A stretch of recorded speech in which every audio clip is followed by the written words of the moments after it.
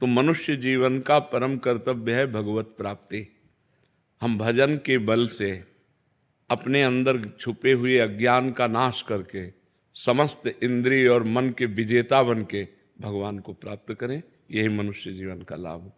देखो, लाभ कहते हैं परिणाम को। परिणाम यदि लाभ तो लाभ, और परिणाम यदि हानि तो वर्तमान के लाभ को लाभ नहीं कहते। परिणाम में आइए, जब आपका शरीर छूटेगा तब 5 पैसा नहीं जाएगा आपके साथ, तो परिणाम में तो घाटे में हो गए।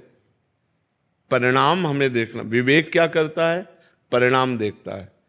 और अविवेक माने अज्ञान क्या करता है? वर्तमान देखता है कि यार अभी भोगो, अब 5 मिनट भोगा और जीवन भर जेल काटा, लाभ तो नहीं हुआ ना। 5 मिनट की क्रिया और आजीवन कारावास। अगर वहां थोड़ा ज्ञान कर लेते तो बच जाते। तो ज्ञान क्या करता है? वो हमें परिणाम दिखाता है। अज्ञान क्या सिखाता है? इधर ले ही नहीं जाएगा, वो परिणाम की तरफ ले ही नहीं जाता। और मनुष्य जीवन विवेकवान होना चाहिए।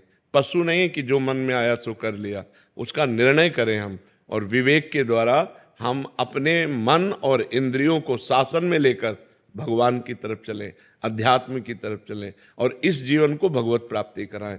जब हम परिणाम में देखते हैं तो पूरा का पूरा सिस्टम यहां का झूठा है। ये लगाकर, शरीर लगाकर सब सिस्टम झूठा है। अभी प्राण निकले तो न पत्नी, न पुत्र, न परिवार, न जमीन, न बैंक बैलेंस, न शरीर, कुछ नहीं। किया हुआ आपका पाप और पुण्य कर्म वही आपके साथ जाएगा। अगर हमने इस संसार में रहते हुए भगवान का भजन कर लिया, कोई पाप कर्म नहीं किया और भगवान को प्राप्त कर लिया, तो मानव जीवन का परम लाभ। आप बहुत प्रतापवान होकर दिव्य विमान पर बैठकर भगवान के वैकुंठ धाम की यात्रा होगी। जो राम उपासक है साकेत धाम की उपासना हो, शिव है कैलाश धाम की, प्रिया प्रीतम के हैं निकुंज की। ये हुआ परिणाम कि आपका जय हो कहते हुए मंगलमयी यात्रा। नहीं तो दुनिया में लाखों का मेला जुड़ा, हंसा जब जब उड़ा तो अकेला। पूरा जीवन झूठे में गया कि नहीं गया? फाइनल पे आओ।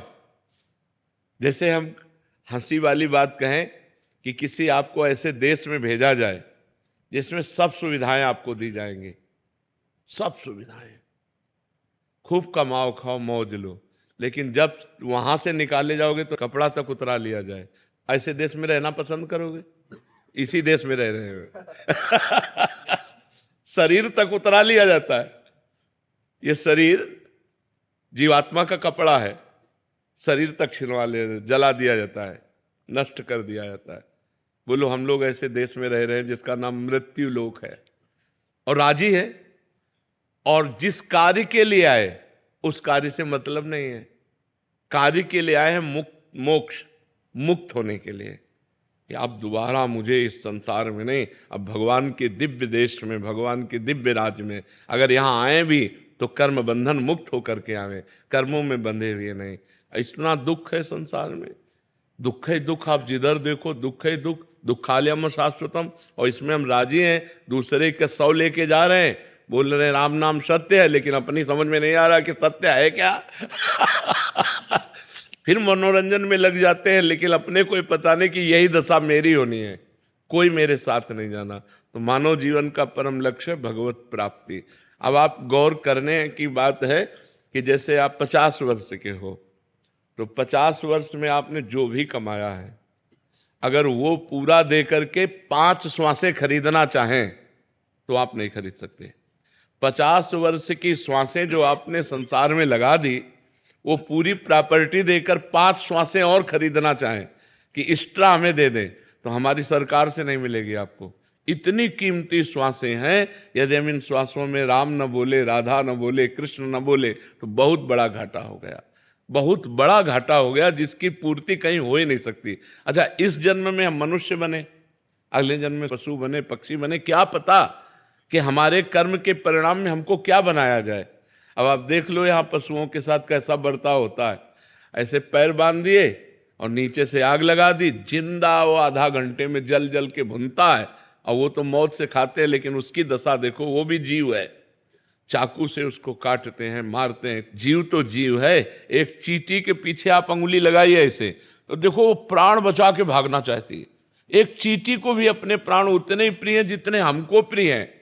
फिर इन पशु पक्षियों के साथ ऐसा बर्ताव, तो पता नहीं हम क्या बने और क्या हमारी दुर्दशा हो। तो हम ऐसे भजन करें कि हमारा जितना पाप है सब भस्म हो जाए और इसी जन्म में हम दिव्य हो जाए, भगवान को प्राप्त हो। और यही लोग थोड़ी मृत्यु लोग, अरे देवलोक है, तपलोक है, महारलोक है, जनलोक है, ब्रह्मलोक है। हम और लोकों में जाएं, हम इसी में क्यों आए? जैसे हम यहाँ रह रहे हैं ना, ऐसे स्वर्गलोक है, दिव्य अप्सराएं, दिव्य देवता, दिव्य भोग, और ये सब दुर्गंध वाला काम नहीं है। लेकिन वो भी एक दिन मरेगा, वो भी नष्ट होगा, क्योंकि ब्रह्मा से लेकर के तिनके तक सब मायामय लोक है।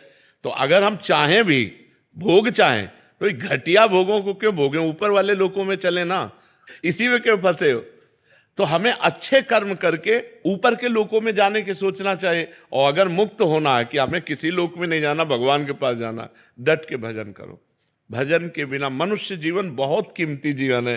देखो लिखा है, बड़े भाग मानुष तन पावा और सुर दुर्लभ सदग्रंथन गावा। सदग्रंथों ने गाया कि देवताओं को दुर्लभ है। अब बताओ देवताओं को क्या दुर्लभ है यार? और लिखा है, देव दुर्लभ देहि दुर्लभो मानुषो देहो। देव दुर्लभ क्यों कहा गया? क्योंकि देवता भजन करके भगवान को नहीं प्राप्त कर सकते, आप भजन करके भगवान को प्राप्त कर सकते हो। पर इतनी बात की दुर्लभता है। अगर ये दुर्लभता नहीं प्राप्त की तो तिनते खरसूकर स्वान भले। क्यों? क्योंकि वो अपने कर्मों को भोग कर ऊपर उठ रहे हैं और हम ऊपर से अब नीचे गिर रहे हैं। मनुष्य शरीर सबसे ऊपर है, 83,99,999 योनियों के बाद ये मनुष्य शरीर है। अगर अब हम चूके तो हम नीचे ही गिरेंगे, ऊपर तो है नहीं। तो हम चूके ना, हम ऊपर की तरफ इससे बढ़े। अगर हमारा मोक्ष ना हो तो जैसे गीता जी में लिखा हुआ है कि जो मेरा भजन करने वाले हैं वो नष्ट नहीं होते। अगर आप किसी विषय के प्रेम में भगवान की प्राप्ति नहीं कर पाए, भजन कर रहे हैं, मान लो आप विषयी पुरुष हो और भजन कर रहे हो, तो आपको स्वर्ग ले जाया जाएगा, वहां के दिव्य भोग भोगाए जाएंगे और फिर मृत्युलोक में श्रीवान कुलवान धनवान के यहाँ जन्म होगा और फिर भजन का योग मिलेगा। और फिर आप मतलब आपका अमंगल हो ही नहीं सकता। भाव कुभाव अनख आलसहु नाम जपत मंगल दिस दसहु। दसों दिशाओं में आपका मंगल होगा। इसलिए भगवान की प्राप्ति करना मनुष्य जीवन का परम लक्ष्य है।